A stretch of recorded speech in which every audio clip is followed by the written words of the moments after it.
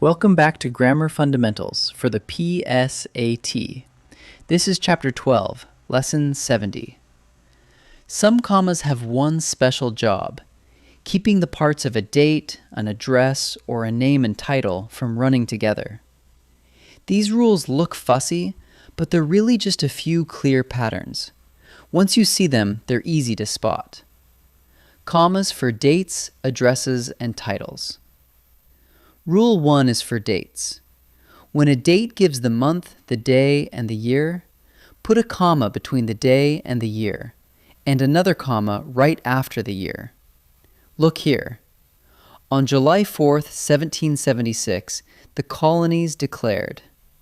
There's a comma after 4 before the year, and a comma after 1776 before the sentence keeps going. Month, day, comma, year, comma. A comma on each side of the year. But here's the catch. When a date gives only a month and a year, with no day, you use no comma at all. They married in July 1776. Just July and 1776 sit side by side, with nothing between them. So remember, a day in the date means commas, but a bare month and year stay joined. No day, no comma. Rule 2 is for addresses. When a state or country follows a city, put a comma between them, and another comma right after the state. Austin, Texas is the capital. There's a comma after Austin and a comma after Texas, fencing the state in on both sides. The same goes for a street and a city. 412 Cedar Lane, Austin. A comma sits between each part. Rule 3 is for a title or degree after a person's name, like MD or PhD. Set it off with a pair of commas, one on each side. Maria Cruz, MD, spoke first. A comma comes after the name, and a comma comes after the degree, just like an interrupter we met before. The title is tucked between two commas. Name, comma, title, comma. So here's your quick check. Ask 3 things. First, is there a full date with month, day, and year? If so, a comma before and after the year, but a bare month and year take none. Second, does a state or country follow a city? If so, a comma on each side of the state.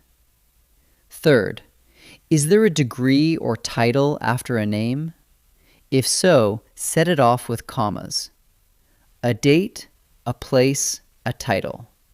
Run those 3 and you'll place these commas right. Let's try a few.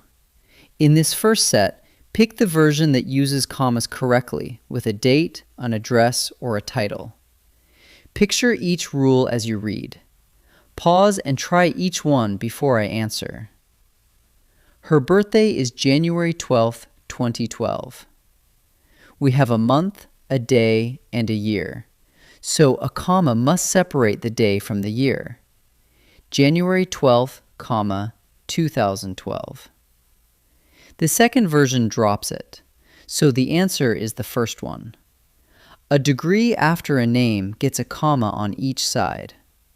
Samantha Marsh, DDS, is our dentist. The first version fences the degree in correctly. The second leaves it bare, so the answer is the first one. Here we have only a month and a year with no day. That means no comma at all. September 2024. The first version sneaks one in by mistake, so the answer is the second one. 3 more. Same idea. Pick the version with the commas in the right places. Watch the line between a city and its state. Pause and try each one before I answer. A comma comes after the street and after the city, but never between the state and the zip code. So it's Chicago, IL 60617, with no comma before the numbers. The second version misplaces it, so the answer is the first one. When the sentence keeps going after the state needs a comma on both sides. Cairo, comma, Illinois, comma, is named for Cairo, Egypt. The second version forgets the comma after Illinois, so the answer is the first one. A comma separates the name from the degree that follows it. Ricardo Flores, comma, PhD. Since the degree ends the sentence, one comma does the job. The second version leaves it out, so the answer is the first one. Let's wrap up. 3 special comma jobs. First, in a full date, put a comma before and after the year. July 4th, 1776. But a bare month and year, like July 1776, take no comma. Second, when a state or country follows a city, fence it with a comma on each side. Austin, Texas. And third, set off a degree or title after a name with commas. Maria Cruz, MD. A date, a place, a title. Learn those 3 patterns and these commas will never trip you up again. Great work!